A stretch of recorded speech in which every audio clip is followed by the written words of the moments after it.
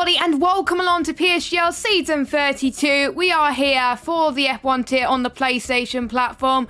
We head to Spa-Francorchamps for this round of the championship, the Belgian Grand Prix. My name is GeForce, and joining me as per usual, we've got Mr. Aidan Carter. Aidan, how you doing? I'm doing very well, thank you, Jess. Thank you very much for asking. I heard you had a very good weekend over at the Autosport Show. So, yeah, I went to the Autosport Show myself as well. So it was a lovely weekend for the both of us. And yeah, ready to get back into it now. Get back into the season. And after last week in Portugal, the championship was really starting to heat it up again. So we've got a lot to talk about beyond the championship as well tonight. So yeah, going to be a busy night, I think, for the two of us, especially around a track like Spa as well. That always throws a bit of a surprise. Yeah, another one of my favourite tracks as well, but it does always bring a hint of rain. I usually tend to commentate on wet races around Belgium, but I don't think I did last season, which was great to see. But we'll check the standings because last week we saw Legend take his first win of the season, which puts the gap down between himself and Rudy by 4 points. Now, Rudy did get penalty points, license points, and a 5-second penalty added to his race time due to an incident with Markados, and also Markados got a penalty as well for the same incident as well. So the stewards thought that both of them were to blame, of course. So that's why Rudy did not score any points at all. And we saw, I think it was Chiquita or Service that scored some points instead, because Service finished 11th. So Service gets his first point of the season, which is great to see. One thing you probably noticed on the standings, by the way, Orgiano has left the league. Don't know why, don't ask me. But replacing him in that Ferrari tonight, making his PSGL PSF1 debut. He is in the lobby. I was just double checking on my right hand side of the screen to see if he was in the lobby. It is Luca. I haven't seen him race before in any league or commentated on him, so I'm very excited to see what he could do in that Ferrari. In particular, Ferrari doing very well last week. So Luca's got some big shoes to fill because Orgiano finished P2 last week in Silverstone. Portugal, sorry. Yeah, he's got... Yeah, he really has, hasn't he? Got some big shoes to fill, and especially because if we look at the manufacturers' standings in a second as well, Ferrari with that 1-2 finish last time out with Legend winning for the first time this season, and that podium for Orgiano, Ferrari have just taken the lead in the manufacturers as well after a bad round for McLaren. So really big shoes to fill for Luca in his first race, that he's jumping into a seat that was filled by a driver who was scoring regular podiums and has left the league, unfortunately, and now the team is the front-running team in the manufacturers, so he's got to try and keep Ferrari at the top of the championship alongside Legend. So yeah, bit of a baptism of fire, I would say, for PSGL F1 for Luca, but we don't really know what he's capable of. We haven't seen him race so far this season, so it's going to be interesting. It'll be definitely something that we can keep an eye on tonight, something to watch out for. So I'm excited to see what he can do tonight. So yeah, it could be great for Ferrari, getting some fresh blood in for the manufacturers. They could continue their rise in the championship, or it could be maybe a little bit of a downside for them into the final 4 rounds, that they've got someone new kind of bedding themselves into the top tier. So we'll wait and see. Yeah, we will wait and see. As you were saying, Ferrari are on top of the standings with a 15-point gap between themselves and McLaren. And obviously with Frankie not scoring either, he DNF'd pretty much on the first lap, which did not help at all, and he crashed out. So that's what demoted them into second place. Aston Martin are in third on 69 points. We got Alpine in fourth on 58. Mercedes in fifth on 44. Then we got 42 points for Williams and AlphaTauri in sixth and seventh. Red Bull in eighth on 29 points. Alfa Romeo ninth on 16 points. Haas not doing too well in the constructors' standings at the moment. I believe both of them. Well, one of them's here tonight. Yeah, he missed last week, but he's here tonight. One of them's here tonight, whereas Chiquita, I believe, is not. So only one Haas driver will be here scoring points for the constructors this evening, but is looking to get back into the swing of things in this league. So let's get into qualifying. Dry qualifying as it stands. Pretty much everybody is out on in their outlet right now, so it strongly suggests it could rain towards the end of the session. I don't know, but it's not normal to see everyone on track this quickly. Look at that traffic in the final sector as well. Yeah, big traffic in the final section. That's going to cool some of the tyres down a bit before the start of the lap as well. So yeah, interesting to see people out this early. Like you say, that maybe does suggest we could see a little bit of rain later on in this session. And of course, with it being such a long lap as well, the longest lap on the calendar as of right now in Formula 1 at least, it's potential that you could get easily caught out in the rain if you come out just a little bit too late. So that will probably be why everybody has gone out that early, like you say. And I think it's the two Williams that are first out onto the track, as they were at the end of the pit lane, so they get the best launch out onto the track from their pit box. So it will be Marcados that will probably follow along, I guess, for the first run through a lap around the famous Spa-Francorchamps circuit.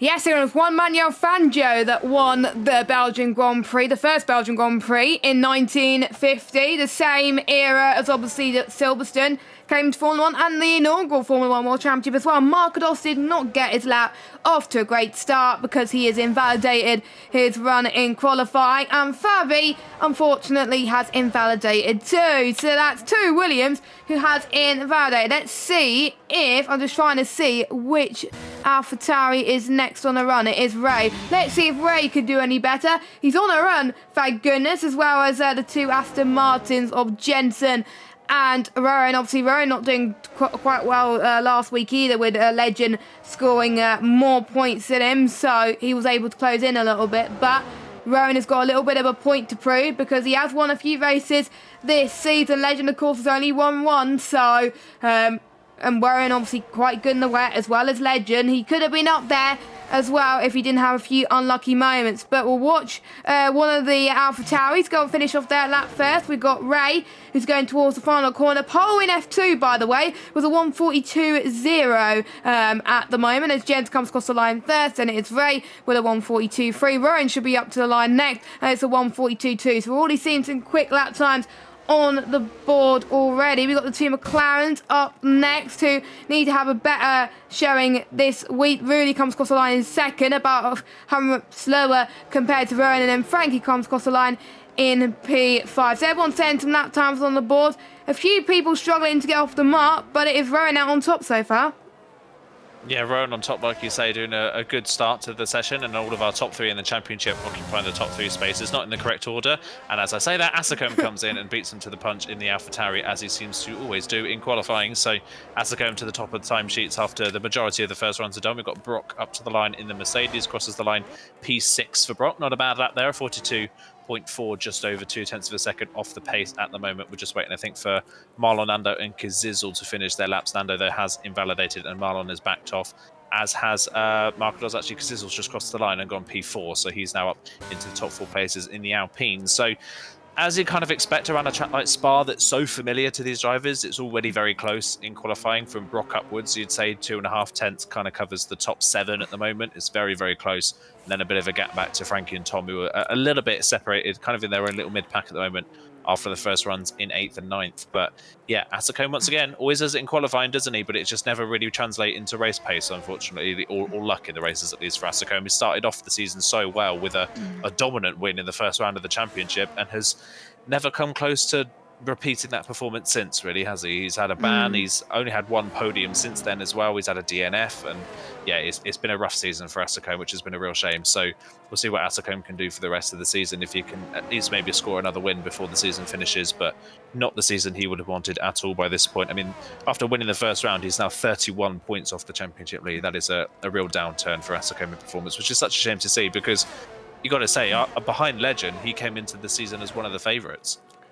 Yeah, he was, and we were all talking good praise on him when he won a race in PSGL, PSF1. He hasn't done that much, to be honest with you, and I think he was relieved that he done so. But after that, he's just fallen by the wayside a little bit. Did perform well in qualifying, and the likes of obviously Rudy, Rowan, and obviously recently Legend has improved on their racecraft and got better, and obviously not in the case with Rudy last week because he got a penalty, but the likes of obviously Legend, we thought Legend was going to be out of the championship fight, and now he's back in it. So it's not over for Asacombe just yet. It is still quite a bit to go until the end of the championship. It's believe it's the end, towards the beginning of February is where the championship comes to a close. So he doesn't have that long at all, as we got Marlon going into the pit. Actually, it used to be a long track, this circuit, even though it's 7.004 kilometers a day. It used to go around the streets and the countryside of the Ardennes for us, but for safety reasons, they had to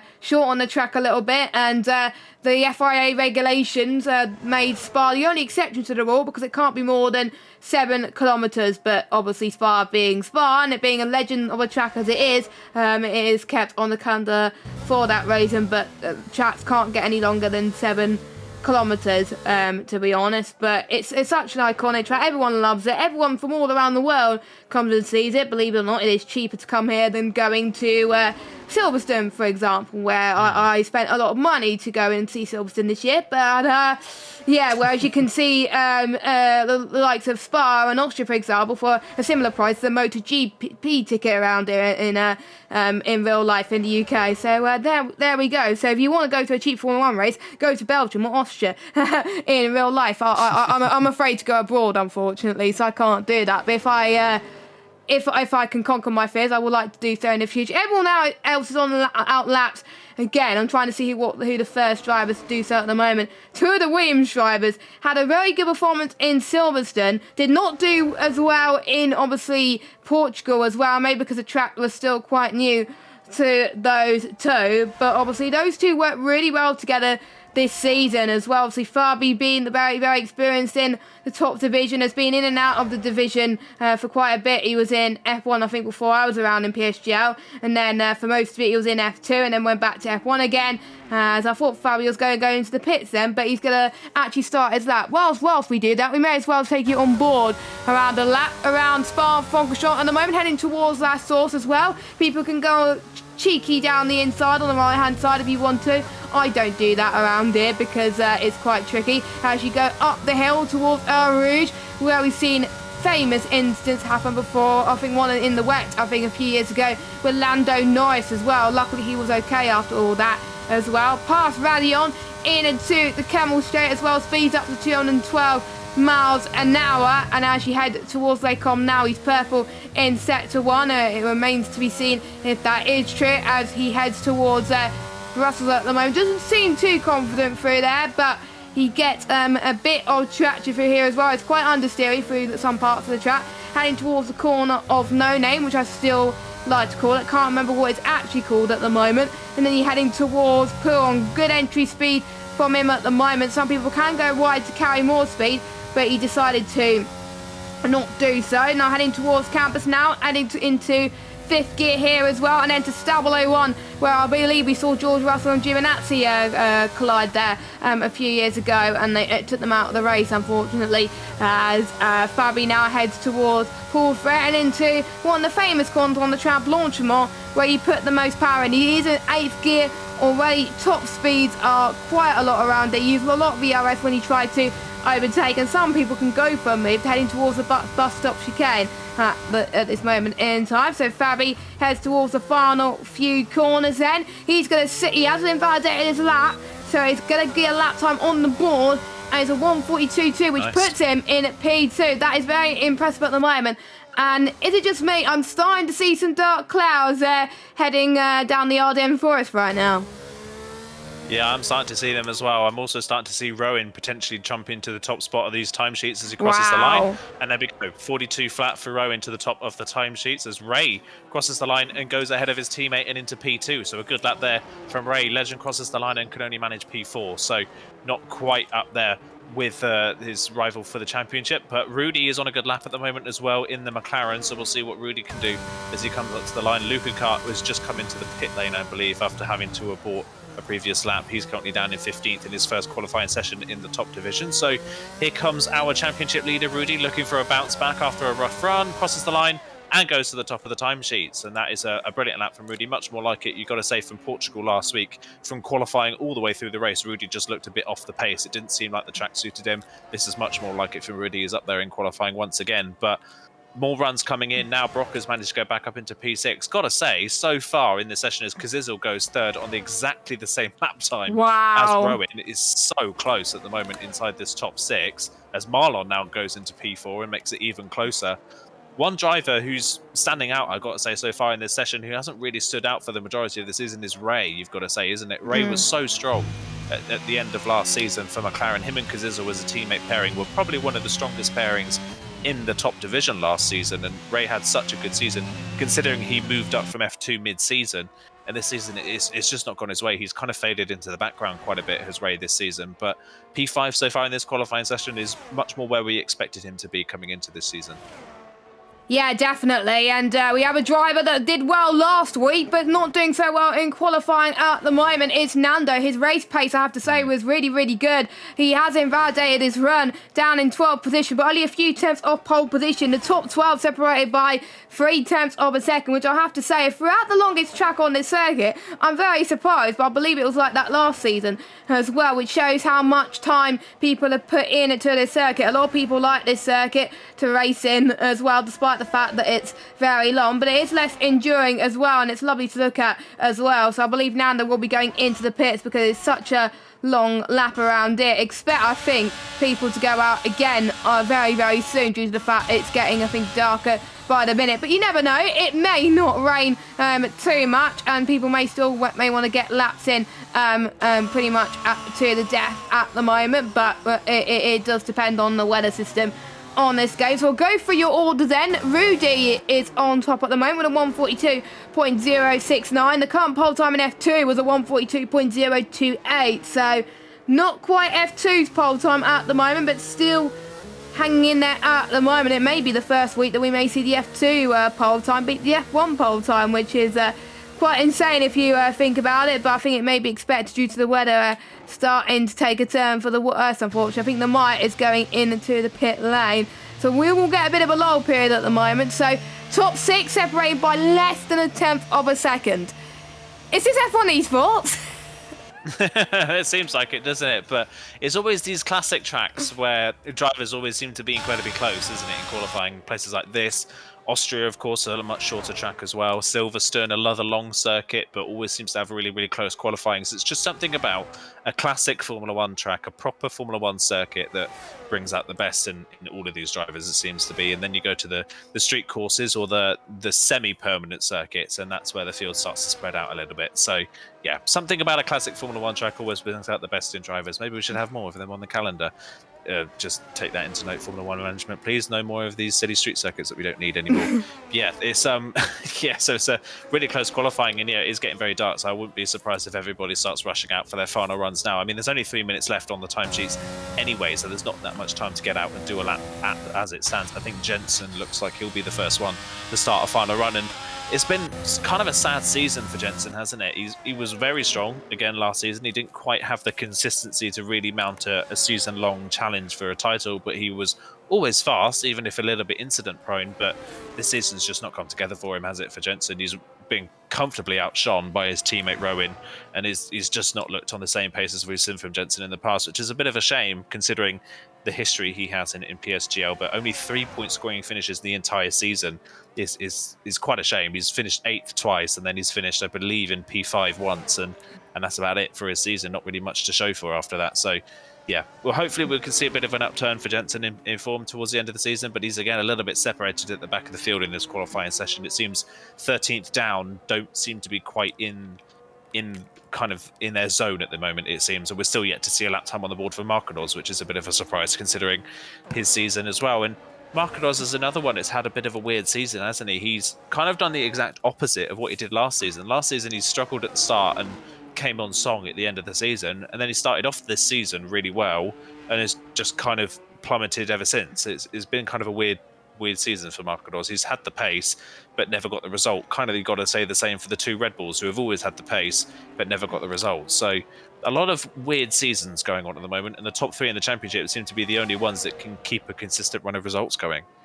Yeah, exactly. Even Ledger can get much better results towards the second half of the season as well, despite the fact that his first win came last week in Portugal. But the highest he got before that was 2 12th places. And Marquinhos obviously took a while to get used to the game, and now he's used to the game. But maybe he just doesn't like certain tracks, or maybe he just gets a bit unlucky. To be fair, he was unlucky last week with Rudy with the instant. I would have I would have liked to imagine what he would have done if he didn't get involved in that incident, where he would have been. I think he would have still probably would have got points in that race potentially as well, and obviously he does have a few license points to his name as well, which is not ideal. But heading towards the end of the season, there's drivers who we did pick to do well this season has fallen by the wayside a little bit, and look how cloudy it's got at the moment in Belgium, as everyone is on runs at the moment. Jens will be the first one to cross the line to finish his lap. There's a few people starting their laps, I believe, as well.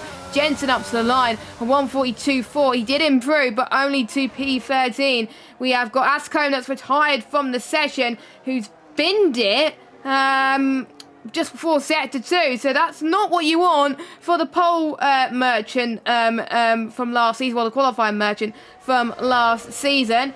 I believe we've got, I think it's a William. No, it's not a Williams. He has invalidated. But Markados, talking about changing fortune. We were just talking about him just earlier on. And boom, he's on pole position. He will probably listen to us and like, we'll prove you wrong. And that's what Legend did last week. So maybe Markados is doing exactly the same thing. And Rowan now goes to top of the timing sheet. First man into the 1:41. So I didn't think anyone would get there in this session. But hurrah, someone has got there as well. We'll see what Ray can do in the other Alpha Tower. He hasn't invalidated yet. He's a few 100s down. He needs to have a miraculous final sector in order to challenge for pole position. It's not going to be pole, but where's it going to be? He's 6th, but still a solid effort for him. I think it's one of the Haas drivers. It's the only Haas driver up next, which is Elia down in 16th. Has not invalidated either. 2 temps up in the middle sector. What time could he find? Only P15 though for him. And I believe we've got the 2 Alphas up next. We have a spinner, I believe, somewhere. We got a yellow flag in the background. But let's watch Nando. 13th, not quite the qualifying session for him, but let's see if he can turn it around and get into the top 10. The answer to that is yes, for the time being. But Tom could spoil the party. No, he can't. Tom, unfortunately, has invalidated. Jensen has backed off. So it's mainly only Brock who's unfortunately invalidated. Marlon has invalidated. What about Markados? Markados has backed off because obviously he just did a run. So by 18 thousandths of a second, Rowan, who's currently sitting 3rd in the championship, a few points, well, almost 10 points behind Rudy, is currently on pole. And Rudy in 3rd, Legend in 7th position. And look at the gaps. Yeah, it's incredibly close, isn't it? You've got to look all the way down to, I mean, just look at the gap between Nando in 10th and Tom in 13th. That is ridiculously close. That is 16 thousandths of a second separating 4 drivers, all for the final spot in the top 10. It is so close. From 13th up, there's only 2.5 tenths in it. That is crazy close. And then it's a little bit detached behind that, but even they are pretty close together as well. So yeah, once again, a very close qualifying session. And once again, in PSGL F1, we don't really see many people improving on their final runs. A lot of drivers kind of throwing everything at it for their final runs and not getting the lap they would have wanted or making a mistake. So those that do improve massively. And we were just talking about how Markados' season's tailed off and he's put it on the front row. He was just waiting for the final moment to just, I think, spring a surprise. That was what he was trying to do. But for Rowan, great for him. Pole position once again, leading the way from the start. He'll be filled with that, especially being 3rd and having not had the result he would have wanted last time out, considering the luck he had. So Rowan on pole. And Legend, from such a good result last week, P7 is only a 10th off pole position, but P7 is not where he would want to be. It's in a bit of a jeopardy position going into the first corner. I have to say, it's going to be a close race, and make sure you stay tuned for the 50% race coming up. But let's run through your order then, with Rowan on pole, Markados P2, then we got Rudy, Kazizel, Marlon had a good qualifying, Ray 6th place, great result for him, Legend 7th, Ascombe 8th, Brock 9th, Nando your top 10, we got Fabi Nemaya, Tom, Jensen Service your top 15, Elia, Frankie and Luca your top 18. I have to say, Luca still pulled off an impressive showing despite the fact that he's last, but it just shows how close this F1 grid is at the moment. But before we get into the race, let's have a quick word from our title sponsor, GT Omega.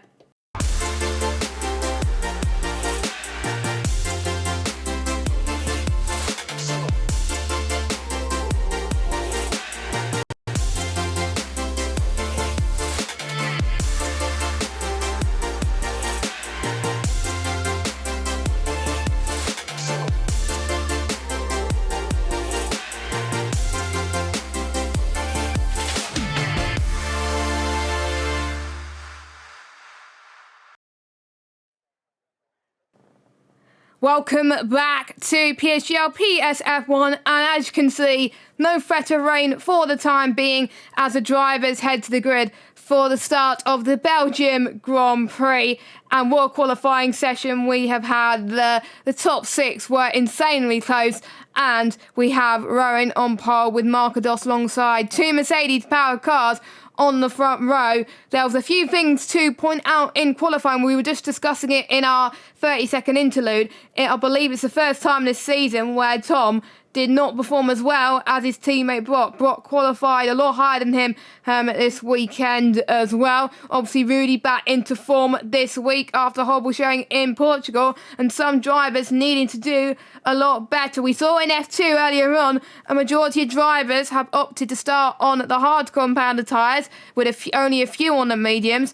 Will we see the same here tonight in F1? Well, all will be revealed in just under 2 seconds, as the 5 red lights will come on your screen in just a moment. Here we go. 1, 2, 3, 4, 5 red lights here at the Ardennes Forest in Spa. And it is lights out and away we go. And let's see at the better start as we got Ronan takes the inside line heading towards our source. Marcados to the left-hand side as well. He aims to the right and it looks so clean so far. No, but it's not. And we got 2 drivers that gone off, had a bit of a spin. That's Amaya and Fabi. And also I think it was just those 2 that had a bit of a coming together, unfortunately. But the top 2 remain as they are. Nowhere squiggles at the moment, but Marcados looking very, very good to try and get the lead into the Camel Straight. Luca Kart trying to get past Severs as well, but let's watch the battle for the lead. Can he get past into that corner? Oh, that was so close. Going off the track almost, because Kazil could have tried to capitalise there, but he did not, unfortunately, as he stayed in third. Oh, it's a spinner. Who is that? Oh no, that's Sasako. Has had a bit of a coming together on the exit of Lacombe. That pushes Ray up to 4th place. Rudy's down into 5th place. So Ray's had a very good start. Rudy, not so much. Apart from a bit of a carnage in the midfield, it looks like it all plain sailing at the front. Asakome has had a spin again, so his tyres have overheated way too much. Everyone, though, unsurprisingly, has opted for the hard compounder tyres. Yeah, unsurprisingly, like you say, hard compound, get them out of the way while everybody's warming them up now, and then get the advantage of the softer compounder tyre later on in this race. But apart from that little moment at the top of the hill for Marcados, that was very close to Rowan losing the lead, and now Rowan is pushing like crazy, I think, to try and break that DRS gap before the DRS is enabled in at 2 laps time. But that's very opposite of what we see. Usually we see the leader usually just settle in and not burn in the DRS and just lead the train. That is not really the case around Spa, because the DRS is so powerful around here. You can't really do that. You're really under pressure all the way through the lap, as Legend gets the move potentially here on Marlon, but Marlon's going to try and fight back into La Source. Legend's going to try and squeeze him to the inside line, but that Ferrari looking very fast in a straight line. Marlon then dips to the outside and goes onto the grass in the braking zone.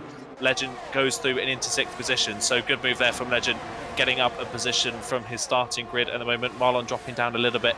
Nando's had a good start. He's managed to get up ahead of Brock and into P8 as Asakome has retired in the pit lane, unfortunately. That is a shame for Asakome, whose season just seems to go from bad to worse at the moment. And Nando now actually looking at the back of that Red Bull with Marlon now, but not quite close enough to think about a move into the Lacombe chicane. But yeah, that was a big odd wobble for Marcados at the top of the hill. I think he got so close to the top of the mountain, thinking that he was potentially going to be leading the race, that he got a bit trigger happy with how hard he hit the brake pedal when it nearly spun him out. But luckily for him, he got away with it and he's still in 2nd position. And you can see already the top 2 pushing quite hard, and Kazizel almost already dropping out of DRS range to the top 2.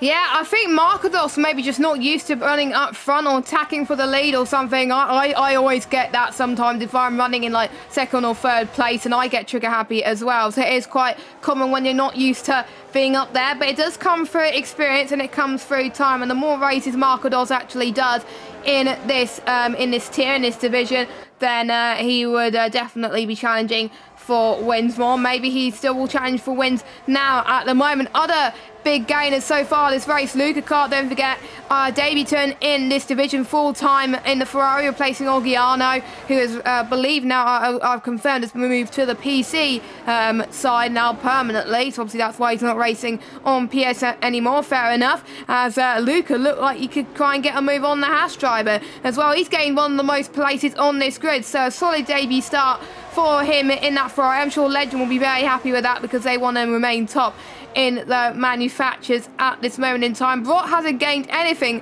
at the moment, and he's got his teammate chasing him down as well. I wonder if there's going to be any inter-team rivalry going on, just like we saw with George Russell and there is Hamilton asking on the radio if they were going to let them race. Luckily, it was a bit more calmer in that camp compared to obviously Hamilton and Rosberg back in the day. Meanwhile, Rudy on the back of Ray can't get past him for the time being. It's now the big DRS train that we know and love around Spa as the ERS deployment. They're trying to save their battery as much as they can to avoid running out towards the end of the lap. Yellow flag, unfortunately, Service had a bit of a spin in the background. He's lost 2 places, gained one of the drivers who's dropped down positions, same with Rudy and Marlon. Fabi has dropped down 5 places after that spin earlier. Lemire has dropped down 3 places. Those two had a bit of a come-in together as well. The top 2 remain as they are at the time being at the moment, and we will expect more moves to be made in the first sector. It's quite hard to do it in the middle sector. Maybe you could do it in the final sector, but the first sector is really where you start to get the moves, and then the middle sector is where you save that battery ready for the next lap. But we also got to keep an eye on the fuel usage as well, as Rudy is, you can tell he's underfueled the car. It's quite common to underfuel the car around here because there's some places where the fuel consumption is not as high. Yeah, this is definitely one of those tracks where it is definitely one of those cases, isn't it, where your fuel consumption isn't that high around here, and especially running in a DRS train, you tend to save a bit of fuel as well. And we know what Spa's like with DRS trains, so you're more than likely going to save fuel than anything else in a race like this. So that is why a lot of these drivers will have underfueled their car coming into this one. Just keeping an eye on Namaya, he's just slowly but surely trying to work his way back into the DRS train at the back of the field after that contact on lap 1. I had a look back at that incident for Namaya and Fabi. Just classic Namaya on the outside, Fabi in the middle of a 3-wide situation, Namaya not wanting to go off the road to bail out of the outside line, and they just kind of got hooked together and spun off the side of the road. And that is unfortunately for Fabi the second week in a row that has happened to him at the first corner on the first lap, because the exact same thing happened to Fabi in Portugal last week when he had a pretty decent qualifying. So Fabi's not had the best of luck on lap 1s as of recently, unfortunately. It's been a bit of a recovery drive for the past couple of rounds for him, sadly, but still a long way to go and plenty more to happen. We've already seen a few drivers make mistakes in this race. We've already had a retirement, so yeah, a lot of things to come in this race that could potentially bring him back into play. But now that we're on lap 4, it's just starting to settle down a bit now, isn't it? There's not really anybody fighting all that hard. I'm keeping an eye on the ERS levels at the moment.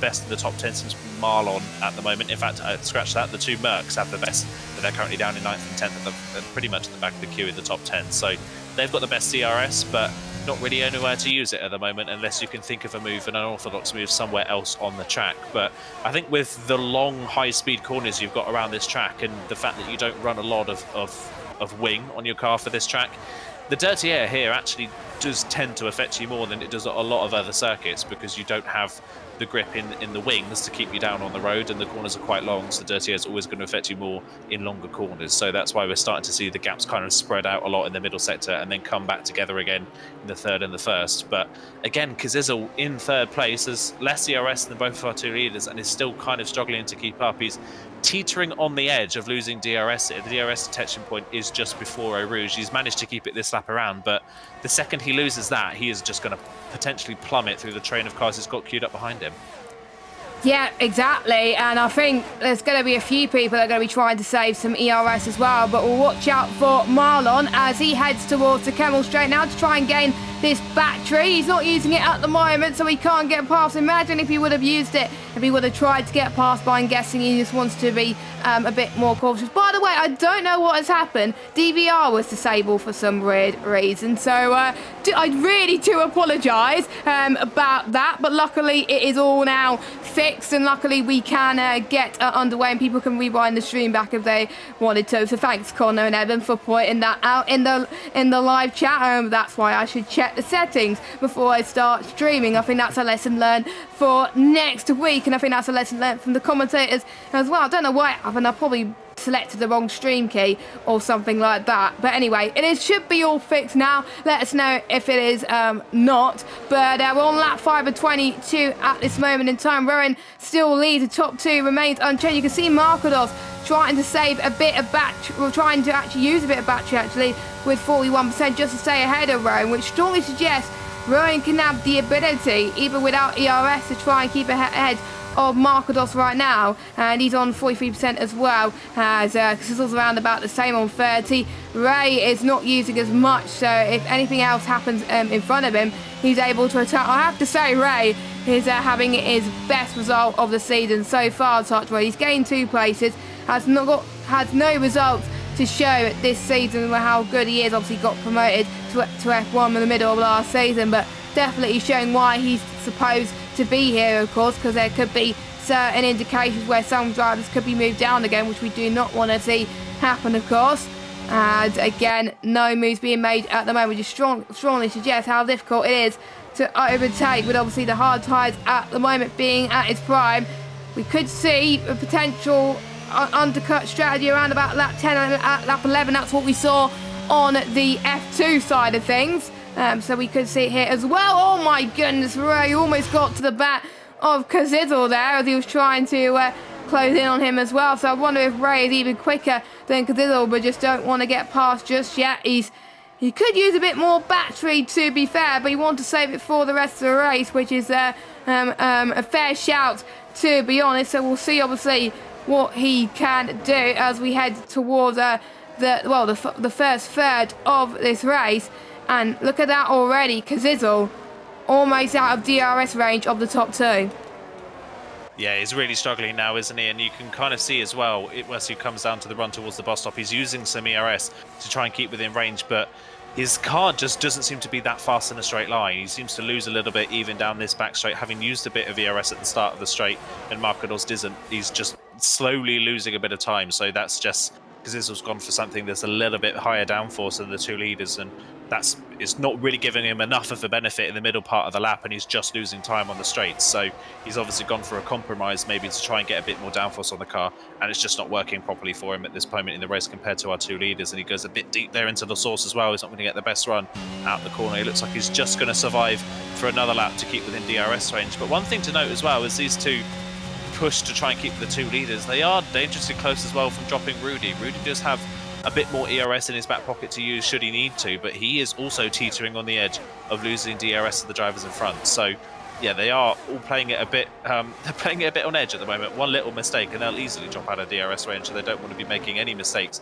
at this point in the race, as Markados that time around got very close to a move potentially past Rowan, but wasn't quite close enough and decided against going for the move. So Markados sitting there in second position at the moment, definitely challenging plenty for the leaders. We've got a spinner further down. That is Jensen, who has spun coming out of Malmedy and has put it on the grass. That looks like he's got a bit of damage on the front wing as well. Yes, he has. So Jensen's miserable season continues with another spin and a bit of damage on the front of that Aston Martin, and that's not going to help Aston Martin, the constructors, either at the moment, which is a bit of a shame for them. So yeah, Jensen's rough season just continues. It just doesn't seem to be going well for him this season, does it? Nope, it doesn't. He's down in last place at the moment and has gained the least majority of the drivers, and hasn't scored many points in the last couple of races. And yeah, I predicted this man at the start of season 31 that he was going to... Oh, Tom's out of the race. Tom is out of the race, and we've got a safety car.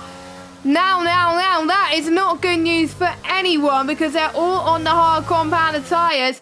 Tom is out of this race. I'm trying to see where he binned it, actually. It's hard to tell because Paul Frere he binned it. So yeah, unfortunate. That's giving a lifeline for Jensen. Jensen probably didn't know that there was a safety car happening, but he should know because it was a thing popped up on his screen, unless he had a glitch or something. But drive-through penalty for Jensen. He can't serve it until pretty much the end of the safety car bit. I did say it was a life save for him, but he was going a bit too fast under this safety car. But he's going to have to pit anyway for a set of the meters. I have to say it's far too early for the meters, but to be honest, these drivers have no other choice as Jensen has retired. Not surprising, to be honest. We got to keep an eye on these tyres towards the end, because it will probably be going puncture territory at this stage, because realistically it can only last about 9 laps, give or take the best optimal window, but we've seen it last a bit longer than that before. You never know what could happen around it. It could last longer than we were expecting. Yeah, definitely could, but of course we've got 15 laps left in this race as it stands right now. Everybody's very close, so the safety car is only going to last 2 laps, so we'll have, what, 13 laps of racing left on a set of medium compound tyres? That is a tall order. That is a pretty tall order on these medium compound tyres, and even if they aren't in puncture territory, this is one of those tracks where you do not want worn tyres, because the long corners, the fast corners, put these cars on edge at the best of times, especially with the low downforce they're running. Add in very, very worn medium compound tyres to that mix, and these cars are going to be very, very difficult to handle. And we've already seen today that drivers struggle to get the best of times of handling these cars. So, yeah, it's going to be interesting now, but very interesting at the end to see how these drivers decide to manage their tyres. This is a lifeline for Fabi Steffensen and Meyer, of course, who all had their own incidents earlier on in this race. They're now caught back up to the back of the pack as well, so they are fully back in the game. I think that's great, especially for Fabi and Meyer, who were caught up in that incident on lap 1. And yeah, I was just riding on board with Elia when that incident happened, because he was under pressure with Luca Kart and Tom, kind of making the fatal error that we see a lot of times at Curb Crawl Frere, where you kind of just have a little bit of a twitch in the middle of the corner, and because of where the barrier is placed on this game, at least, there's no margin for error on the exit of the corner, and the second you hit that barrier, it's game over. So yeah, Tom is very unlucky in that sense. He had a little bit of a snap, and it's just caught him out in the wrong part of the track, but hopefully by the time the next game rolls around, that will be updated, because that barrier is no longer there with the new layout of Spa. That is a full wide runoff. So in the future, we won't see incidents like that. But for the time being, Tom caught out in a part of the track that usually you don't really think about. But if you do make a little mistake there, it punishes you big time. Yeah, it does. And I have got some data, some facts on how long the tyres are meant to last. And let's just say, it doesn't last very long at all. Mediums can only last 12 laps, and we've got more than that to go this Grand Prix. It's give or take with a reduced safety car period. They could just about make it, but we've got to keep an eye on the pace as well. They're going to have to start using techniques to make sure they can get to the end, but well, you never know. There could be another safety car. We've seen it many a times in PSGL. We've seen it in the PC tiers as well earlier on in the week. And there's a 7/10, well, pretty much a 7/10 difference between the mediums and the hards as well. So if anyone stays on the hards, they could be at a huge disadvantage. They have no other choice. So we'll run through your order then, because pretty much everyone has gone into the pits. No undercut, unfortunately. I was going to hope to see if the undercut, either the undercut or the overcut, was going to be powerful, but unfortunately that theory is not going to be talked about on this stream. So Rowan is leading at the moment, has pretty much stayed there since the start. Another person that stayed since the start is P2, is Markodos, because he's all pretty much stayed roughly where he was in third for the majority of the race. Ray in fourth, Rudy fifth, Legend gained a few places to sit, but Rudy crucially ahead of Legend.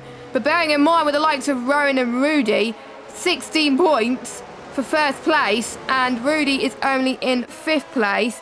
I'm trying to remember how many points you get for 5th place. I think, yeah. 6 points, I believe. So, yeah, that is a big margin. I believe Rowan, or it might be, no, it's not 10. 10 points is 3rd place. So, yeah, I believe Rowan, if it stays as it is, Rowan will lead the driver's standings over Rudy as it stands.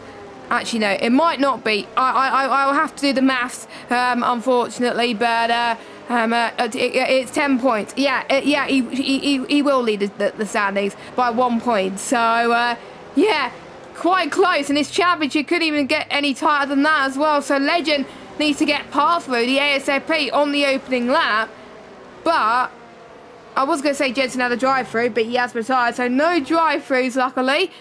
Safety car is in this lap. Let us know your predictions in the chat, everybody, on who you think is going to win this race.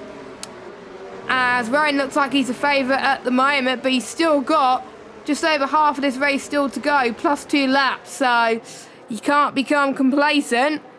So Rowan, he's got to decide when to lead the field away, as he's modulating the throttle Is he going full throttle now? He's going full throttle now. Not where I would have gone full throttle, but he's gone just before the bus stop chicane to make sure not many people would get a tow. So decent restart from him, decent restart from a lot of the field at the moment. But I think Markados was caught napping there. There's already 5 temps separating between him, Rowan and Markados.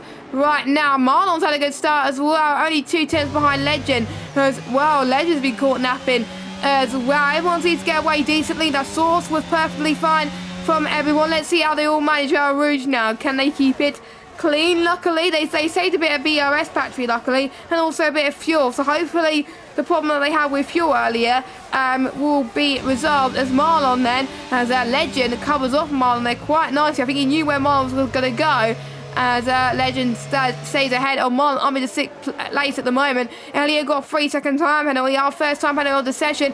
Frankie, though, get past the debutant of Luca Kart down the inside. We almost saw Fabi get past as well, as he's had a bit of a spin. Yeah, Fabi went for a move there down the inside into the hairpin on Luca Kart. I don't think that move was really ever on, but Luca Kart didn't really leave a lot of room either. So just as Fabi's back in this race with that safety car period, as quickly as that's happened, he's back out of it again with another incident on the restart. So Fabi's not having the best of luck in these races, is he? He keeps getting caught up in an incident every time he gets back into the pack. So Luca Kart now down to 14th. He was having such a good race as well. He was up to 11th, fighting for the final spot in the points, but that, unfortunately for him, has now disappeared unless we get another safety car late on in this race. But look at the leader, Rowan, 1 second clear now of Markados. Rowan is burning that ERS to try and get away at the front of the field. Markados is burning his ERS trying to keep up, and Kazizel not burning as much at the moment in 3rd position, but Rowan doing the best he can right now to try and break away at the front of the field. Is he wearing his tyres out too much though? We won't know, of course, until later on. But either way, Rowan on these medium compound tyres is looking very, very strong, as if he wasn't looking strong enough on the hards. On the mediums, Rowan is looking even stronger and is pulling away at the front of the field. Definitely, I have to say, this is one of his strongest performances I've seen in a while. Obviously, he did well in Silverstone a couple of weeks ago, but he's already breaking free of DRS before the DRS is activated on the next lap, because they only have pretty much is activated on the 3rd lap after the safety car. So Rowan definitely doing what he needs to do at the moment. He's absolutely flying at the moment on these mediums. I think that strongly suggests that he can perform better under pressure on the mediums, or maybe he's pushing a little bit too much on those mediums at the start of the safety car restart. Maybe a lot of other people are trying to save their mediums, knowing that it's going to be a bit of touch and go on whether they can get to the end. So I think Rowan has got a lot of work to do, maybe saving a bit, but if he's saving as well as managing to pull that gap, then I have to say fair play, but he's got to be careful not to over push it too much, because otherwise a puncher could come his way towards the end of the race. Luca, 3-second time penalty for him, and no major battles happening for the time being. I think we'll see the main battles happening on the next lap, on lap 12 so far. And I know Fabi, even though he's down in 15th position, I know he's a fighter and he does not give up. So expect to see some challenges to try and get past Luca Kart once again. And we also got a battle for the last point as well. Don't forget the top 10 score points. And we got the likes of Frankie, Service, Lamaya, Elia, and Brock all in that fight as well. So of course Elia having that penalty, so he probably will drop down so far. So very intriguing battles for that at the moment. And now DRS is activated. It's time to get the guns blazing and trying to get some moves done, hopefully. It's Frankie almost trying to get past that source. No, he's going to wait for the DRS, luckily, but he's very tight on the back of Elliott. There's a lot of people that are almost out of DRS of the cars in front, so they're not able to get the move done. So we'll see what Frankie can do then. He decides he's going to go for the move now. Even though Elio's just about got the DRS, Frankie's just a little bit faster. There's not much space though heading towards Icon. He has to back out sooner or later. But they're still going side by side. Just about enough space was given. And what a move from Frankie, I have to say. A man who retired from Portugal last week on the first lap. He got the move and now on track. And obviously with penalties, he's now in the point with a sensational move, I have to say. Oh, that was close. Hopefully that was not lag my end, but that was almost close to him losing 10th place. But yeah, great move from him, and yeah, he knew he had to eventually leave space, because otherwise he would have faced the wrath of the stewards. Yeah, that was a lovely move there from Frankie, like you say. Fair play as well to Elia. Hard but fair racing, giving just enough room, not making any contact.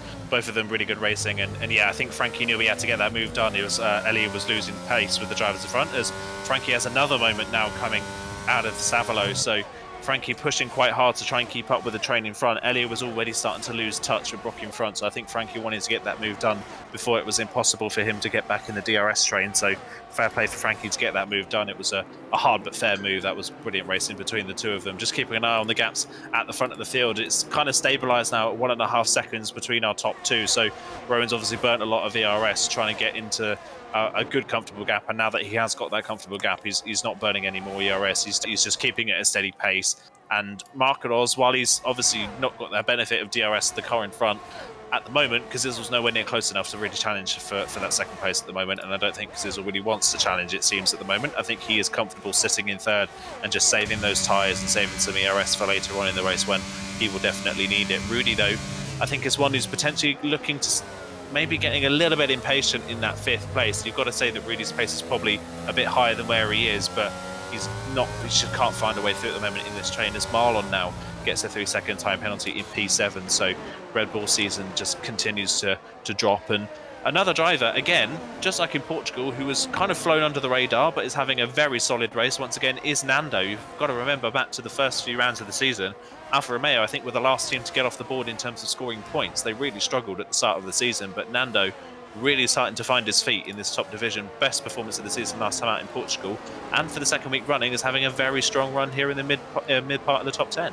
Well, to be honest, he scored all the points in Alfa Romeo in the manufacturers, because obviously all his other teammates not scored as many points. Obviously, Service scored one last week in Portugal, but the majority of the other points have gone in Nando's favour, and because of that, they're not last in the championship. They got 16 points compared to Haas's 4, so even though they were the last to get on the board, that doesn't mean they want to be last in the championship forever. And that is kind of like that battle for last spot like we saw in F1 Esports. You do not want to be in at last spot, because that is where the danger lies for them. But obviously Nando is showing that he wants to pick up the pace up a little bit. But I'm looking at Nando's recent results to show how well he's improved throughout the season, because don't forget, he was in F2 last season and he got promoted to F1 this season. No points in the first 2 rounds. He got 3 points in Zandvoort. He got 2 points in Canada.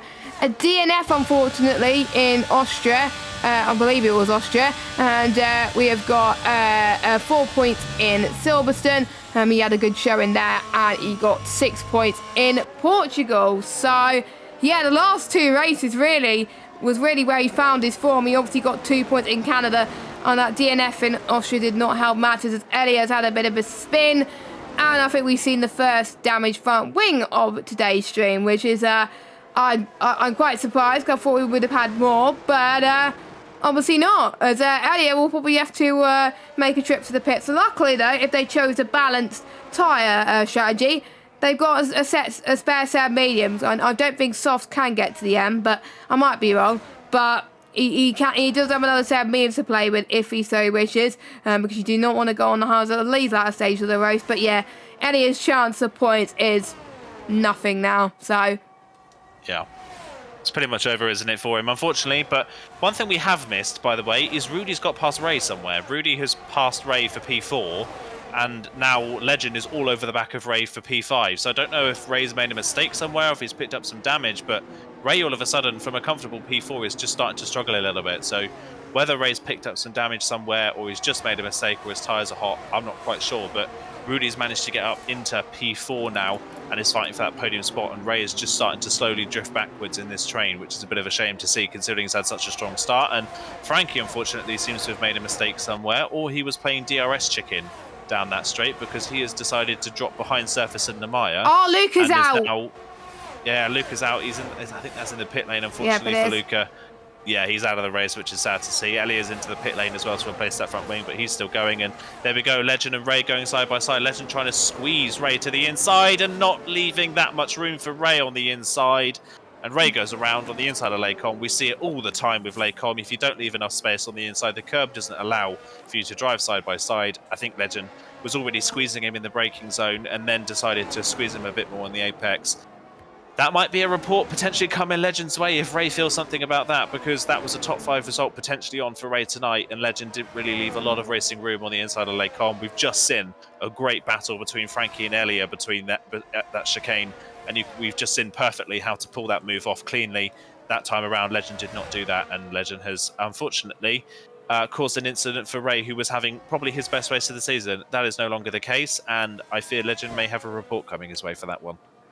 Now, I've just seen Frankie going off a little bit. He is struggling, I think, to get his tyres up to temperature, or maybe he spun off earlier on. I don't know. He's going a bit slowly. But, yeah, Frankie definitely showing the other drivers that, hey, I could get a move down there, so you should follow my lead. And unfortunately, the likes of Legend and Ray, unfortunately, that did not work out as well as it thought at the moment. So, final stage of the races, and as long as things don't go horribly wrong for this man, it's looking like he's definitely the favourite to win this race. 2.1 seconds is the gap between himself and Marcos, and fair to say, nothing has gone wrong for him so far in this race. Pretty much he got pole at the bitter end of the qualifying session, and obviously Marcos as well doing well in qualifying, and two of them have pretty much stayed where they are, so because it's also the top three doing very well. But I think Rudy could get past another driver as well, so Maya gets past Service up into 9th place right now on track, and that was a fight for 9th, but we could see a fight for the points for Ray, and no, not Ray, because he's a few seconds down, unfortunately. So it looks like we will have our point scorers, unless obviously Marlon picks up more time penalties. I think Frankie goes into the pit, so one of he's picked up some sort of minor damage that we've not seen, or maybe he's struggled with his wheel or something. I don't know, but it's a bit of a shame with him making a very great move into Lecom that he forced to pit like that. But he's got a fresh set of mediums that he can get to the end from, no problem. So he could start pushing. If there is a safety car, he could go on the softs as well. He's got nothing to lose. But we'll see what his teammate can do, Rudy, who's still got a podium to. I believe Rudy, I think they'll be level on points the way this is going. Cause you get, I'm not entirely sure, but it's looking tight at the top between Ryan and Rudy right now. Pretty much overtaking Kazizel would cement his place at the top of the standings. Yeah, definitely would if it's as it finishes right now. Yeah, they would be level on points because Rowan at the moment does have the point for fastest lap. So that would be a 9-point difference between the two of them in this race, and there's 9 points between them. So yes, that would put Rowan at the top. They'd be joint on points, but Rowan would go to the top pure and simply because he'll have more wins to his name. So yeah, Rudy is looking very close at the moment, isn't it? See if Rudy can get the move done on Kazizel or Marcos and get up. Rudy's looking very racy now. You can see he's starting to pile the pressure on a bit more and trying to get people to make moves, and Kazizel I think is potentially being forced into a move here on Marcos to try and keep on that podium position. Marcos decides not to fight it. Kazizel goes down the inside and he takes that second place away. So Kazizel's up into second, Marcos down to third, but if Marcos is anything like we've seen any other drivers do, he'll probably just sit behind and wait for the right opportunity to come back at Kazizel later on in the race, as the Maya now picks up a time penalty, and that is potentially an opportunity for Ray to get back in the points if he can find about a second on the Red Bull for the remainder of this race. But yeah, Rowan is just driving away, isn't he, at the front of the field? As soon as he's broken that DRS, he's just driven away, and that is the power of a DRS train. The second you can break DRS and pull away, if you're faster than the driver behind, you can just disappear off into the distance, and that just goes to show how powerful DRS is around this track, that now that Kazizel and Marcos are nearly 3 seconds off the lead, and how easily it was for them to keep up earlier on when they were in DRS. Now that they're not, they are nowhere near. So yeah, Rowan absolutely dominating. When Rowan does win, he does like to dominate, doesn't he? Yep, he does. I think pretty much all the races he's taken part in this season, he's dominated every single one of them. Remember Silverstone, where he did 26 laps on a set of the intermediate tyres. A lot of drivers around him pitted, whereas he decided, nope, you know what, I'm going to stay in and stay out, and stay on my old Seb Inters, and it worked out for him. He had the confidence. Yellow flag, I think it's Elia that spun, or was it Frankie? It was one of the two has had a bit of a moment, unfortunately, but that's their race, unfortunately, not going as well, as my monitor is turning off in 5 minutes. No, thank you. I'm turning on the button to make sure it doesn't do that. Meanwhile, I think Rudy's starting to feel the pressure with his championship rival at the moment, nipping at his heels of Legend, because Legend and Rudy at the moment are very close in championship standings. 4 points separate the difference. If Legend gets past, I think it will be a 2-point difference. between himself and Rudy could not afford to be passed by Legend, mainly because the championship is on the line, and we only have a few races left. Of course, we have Australia next week, then we've got Abu Dhabi, and then we've got Kota to round off the season. And bearing in mind, PCF1 kickstart their season on Wednesday around Australia. You can watch it with the likes of George Morgan and Jack Canaan commentating at this season. So make sure you check it out Wednesday evening at 7 o'clock. But these drivers are definitely giving it their all today to make sure they're on the right foot for Australia next Monday. And I think Legend definitely still had a chance of that podium, as well as Rudy. And Markados must be putting the pressure, isn't he? Yeah, he's definitely feeling the pressure. I think now is it's getting to a point now where I think everybody's just starting to get a little bit impatient, aren't they? 4 laps to go when we cross the line. Everybody's starting to use up their ERS reserves that they had. They're just starting to push people into making mistakes, and we're starting to see those moves come and go here. So we'll see who will be the next person to try and trigger a move. I think it will probably be Legend by the looks of things. He looks like he wants to get past his Talent Factory teammate Rudy and get up into 4th position. So we'll see what they can do. Looking further down in this train, by the way, Brock has managed to pass Nando somewhere. Didn't quite catch that overtake, but Brock is now up into 7th, make that a net 6th, of course, with Marlon's penalty. And fair play to Brock, you've got to say, Brock has picked up one 5th place finish in this season, and then another point scoring finish, I believe, at Monaco was his other point scoring finish. His 5th place finish was at Bahrain. But other than that, Brock has had a pretty rough season. He's only had 2 point scoring finishes. You've got to say, even with Tom's bad luck, he's been completely outshone by Tom, but this has definitely been a very strong race for Brock today. So nice to see Brock a bit further up in the race standings compared to where we've seen him for the majority of this season, flying the flag for Mercedes after Tom's had a pretty rough round by his standards. So yeah, Brock flying the flag for Mercedes and flying it well for the moment, P6 as it stands. And again, like I said earlier on, Nando still doing a brilliant job, still in a net P7 with that penalty for Marlon. So still doing a brilliant job, even if he is slightly getting detached at the back of this train now. I think the raw pace of the drivers in front of him are just starting to show Nando's lack there of a pure race pace. He's just starting to drop off the back ever so slightly. Yeah, it's a bit of a shame at the moment. For some reason, I thought the flag in the standings was Austria, but it's not. It was Monaco. I completely forgot that we were in Monaco, and it's one of my favourite circuits to commentate on. Apologies about that. It just shows how busy my day was at work today. Final few laps of this race. Anything can happen, but all we do know is there are going to be no safety cars, I don't think, because we've got so little laps of this race. But we are approaching punchy territory for these medium tyres.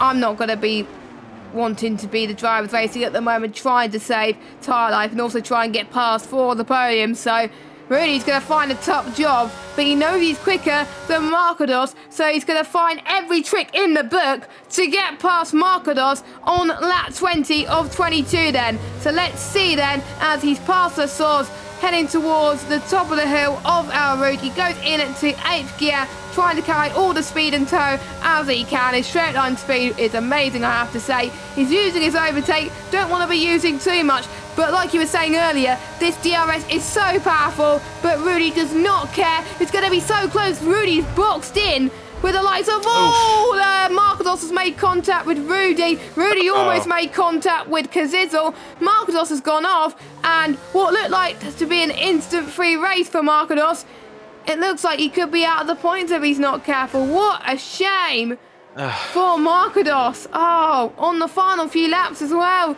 He just got a bit greedy. I don't really know what to make of that one, but for the second week in a row, it's Rudy and Markados coming together. They had 2 incidents in Portugal that they were both penalised for, and we've come here and again another incident between the two of them. I don't really know what to make of that one. I don't know. It's kind of a hard one. It does seem like, I feel like it was maybe a bit over-ambitious from our championship leader to think that move was on. He had Kazizel directly in front of him. He was boxed in.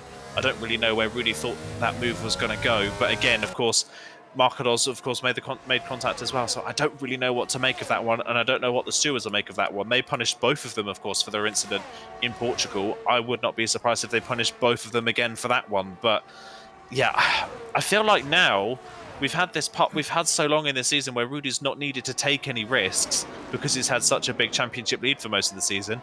And now that he needs to take risks, every time he is taking a risk, he's making a mistake of it, and he's making too many errors. And even if that move was on, was it worth that risk? Because now he's made contact. There's potentially a steward's report loovering over his head, and he's now got a 3-second penalty, of course, for cutting the chicane. So that's going to drop him down places as well. And to make things worse, he's now got Legend right up behind him. So was that overtake really worth the exchange for Rudy, as he's now going to go for the move on Kazizel for second place now, trying to again. Go round, yeah, he's around the outside. He's got the move done this time around. Kazizel backs out of it. Rudy's up into second, but is he going to be able to keep that second after this race is finished? I don't really know. I think Rudy now has gone from having to take no risks in this championship because he had such a lead to taking too many risks and not taking the right ones.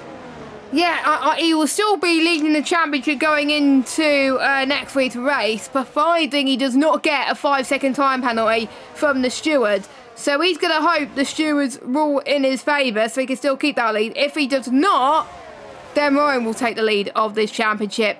Rowan has had little to no pressure. He didn't mind where he was. He was sitting third in the standings going into tonight. He's now, I believe, going to sit second in the standings. I might be wrong, which will be a solid result for Rowan.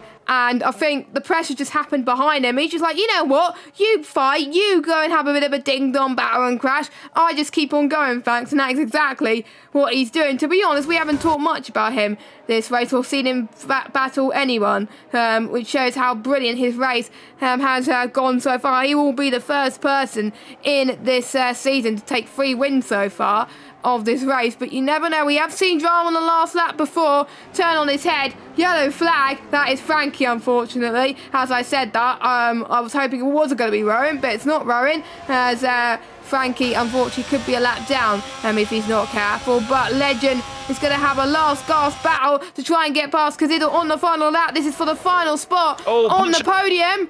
Punching for who? Kazizel's got a puncture, front left puncture. Oh, it just happened as Legend was about to pull out for the move. Kazizel got the puncture. So is he going to be the only one? Are there any others that are going to struggle with punctures? But that came at the worst possible point on the lap. He's got to do the full lap with no front left tyre. He's going to be out of the points. Oh, he's spun. Oh, he's round. Oh, no. Yep, he's going to be out of the points. He was another driver that avoided so much trouble. And he had little trouble to his name. And what costed him a potential P2. And look at that move that Brock just did inside of Pouron. That I have to say was absolutely insane from Brock. Luckily I just caught the end of that. But Brock get past Marlon in Pouron and gave a lot of space, to be fair, but still got the move done. Marlon tried to defend it, but did not work. Brock coming out of nowhere this race. Up to, Kazizel. Kazizel now is getting disqualified from this race. That's a bit harsh, but there we go. So Kazizel has gone from having the time of his life, having his best result of the season, to having the worst result of the season and getting disqualified. But there's one man where you can't take away any glory from. It's Rowan. He never put a foot wrong. He started on pole, and from lights to flag, he wins it in Belgium. And I have to say, Rowan could be the new championship favourite as Legend passes Rudy into second place. Did Rudy get a penalty on the last lap? I don't know. Brock finishes in 4th. Don't know how, but he avoided the trouble this race, and he got to 4th. Nando also avoided the trouble in this race and got his best result of the season in 5th. Marlon's in 6th. Marcador somehow finished 7th. Marcador's got a puncher as well. Oh my god, I don't know. I think he got it on the final corner because he still outmanaged 7th. Lamaya 8th, Surface 9th, Fabi in 10th gets the final. I'm just going to go on board and see who's had punches. Rudy, doesn't look like Rudy's got a puncher. 5/10 of a second. I think it's just Marcador's, yeah. I think it's just Marcador's by the looks of things. I'm looking through all the drivers myself as well. I think Marcador's did get that puncture through the bus stop on the very end of the lap, so he got away with it, but yeah, that was to say that was a chaotic end to the race was a bit of an understatement, wasn't it? Yeah, it was, and I do believe that this will help Legend in the championship as well gain crucial point in the championship. Again, I think the gap between Rudy and Legend will be 2 points in this championship, and with Rowan in the picture now winning the race, the gap couldn't even be more close, so I'm very excited. And by the way, if Brock just gained 68 thousandths more, he could have been on the podium. That's how close it was between himself and Rudy. So I wonder if Rudy got a penalty on the last lap. We don't know. But Brock could have almost got a podium there. So I have to say, best result of the season for Brock. His best result of the season was, I believe, 6 points in Bahrain. Hasn't got any good results since then. And he's now going to get 8 points in Belgium. I have to say, he was under the radar this race, but he avoided most of the trouble, and that's what got him the P4 today. Yeah, definitely one of the standout drivers and in-game driver of the day there as well, just to boot. So, yeah, brilliant drive from Brock today. And, yeah, such a shame he just missed out on that final spot on the podium. But either way, I think he'll be happy with 4th, considering the seasons he's had. Only 2 points finishes up until today. And, yeah, by far his best result of the season. But, yeah, that was, I would say, probably the most chaotic race we've had for this season. If anything, from second down, I think for the lead, it was anything but chaotic for Owen. That was, I think, fair to say, probably one of the most dominant races of the season. And I mean, just look at his fastest lap compared to everybody else inside the top 10. Nobody inside the top 10 managed to get in the 44s, and Rowan managed to get a 44.5. Wow. The fastest lap of the race. So, yeah, just miles clear of the rest of the field today was Rowan. Looked in no trouble whatsoever. And considering the run of form he's been on, and I mean, he still managed to get a brilliant result in Portugal despite getting bad luck in the pit stops. You've got to say, especially with the mistakes Rudy's been making in the past couple of rounds, and the lack, again, Legend just lacking the speed to really challenge for the win. Rowan's definitely got to be the favourite now going forwards. Now, we said that drivers are favourites, and now they're going to probably have worse races in the championship, thanks to us, because we said that about Rudy, and he's been involved in incidents. We said that about Legend, and he's managing to not challenge for the win, but you never know. So we'll go through your results then. 6.7 seconds was the gap in the end between Rowan and Legend. He definitely gets my driver of the day nomination as well, and definitely Brock as well, and Nando. Those 3 honourable mentions. So your results then for PSF1 are Rowan in P1, Legend P2, Rudy P3, Brock P4, Nando P5, Marlon P6, Marcados P7, the Maya 8, Surface gets another few points added to his total. He's now on 3 points in the championship. Some solid points for Alfa Romeo this week, which is great to see. And Fabi gets the final point in 10th spot. But Stuart's pending, of course. We'll take you through the rest of the results. Your retirements are Cazidal, Asacombe, Tom, and Jensen. Obviously, Tom brought out that safety car. And to be honest, Belgium never disappoints. No, it never does it? It always brings up something. It's always a wet race, or there's carnage, or something goes on, or it's just great racing. We had kind of a mix, really, today, didn't we? It was a pretty hectic race, to say the least, and we ended up with the top 3 in the Drivers' Championship, the top 3 on the podium, not in the right order, but they were all on the podium, which, after a race like that, is bizarre to think, especially considering the storylines that all 3 of them had. All 3 of them had very different races, but yeah, very, very interesting race in the end. Spa always delivers, and it just makes the championship again even more interesting. And I'm definitely going to be there to see it, and make sure you're there to see it as well. We've got a few more rounds of this championship still to go, and I have to say it's pretty much going to be a 3-horse race now until the end of the season, and I wonder if it's going to go down to the final round. Please go down to the final round. I would like to see it go into COTA. We've seen Lewis Hamilton win the title in COTA so many times, and we could see it here in a few weeks' time as well, with either the likes of Rowan, Legend, or Rudy. You never know. I don't think anyone else could do it, to be honest. The gap is downhill, to be honest. But I have to safe to say, a bad performance from Tom as well. He got very unlucky with his incident, and for the first time, his teammate outshone him.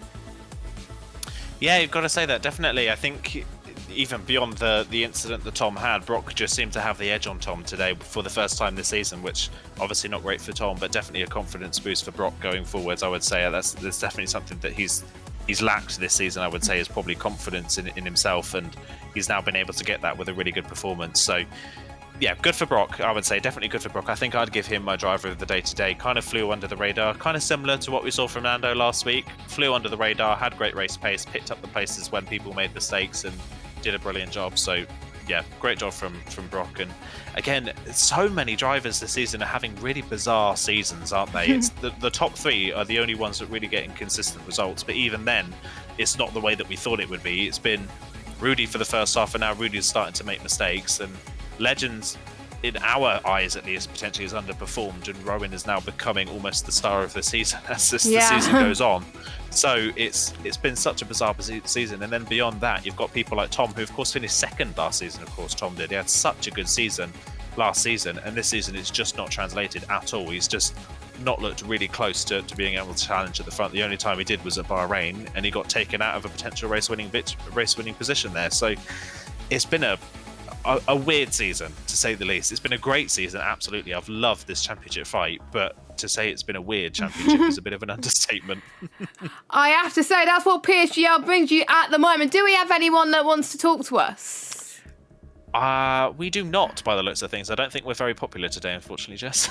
No, usually Legend wants to speak to us, but I'm guessing since he hasn't won a race tonight, I'm guessing he doesn't want to speak to us. But we will wrap up the stream now. And by the time I probably say our goodbyes, they probably want to speak to us. So I'm sure Aidan will keep an eye on that. And if they do want to jump in, just butt in once you get the minute. But anyway, thank you guys so much for watching PSGL PSF1 tonight. It's been absolutely amazing. If you want more PSGL action, we got GT7 kicking start their season once again tomorrow. I believe it's at 8 PM, which you can check out on the PSGL YouTube channel. It's good to support our other racing series as well, so make sure you check that out. And of course, we've got the big one, PCF1 returns once again at 7 PM UK time, with the likes of George Morgan and Jack Cannan take you through the action on that one. Full qualifying around Australia is surely going to be such an epic race, and sometimes the winner of the first race goes on to win the championship. Not always. We'll find out if that happens on Wednesday at 7 o'clock. Of course, we've got the other PCTs on Thursday, and then we got us on Monday, take you through the Australia action next Monday at 8 o'clock as well. Make sure you follow us on socials at PremierSimGL on Twitter and Instagram. If you want to check out our GT and Mega products, which I forgot to plug this stream, make sure you click the link in the description. You get a 5% discount code by using the code PSGL. You can get some lovely PSGL products, and the winner of PSGL F1 will get themselves a gift voucher to use for GT and Mega. So thank you to GT and Mega for all your support as well. And with the new adverts that we played on the stream, still got one more new advert to show you as well, and it's a very nice one. So yeah, we may as well wrap up the stream because no one wants to talk to us. Thank you guys so much for watching. Make sure you check us out next week. But until now, for myself and Aidan, we'll see you next week. Ta-ra, bye-bye.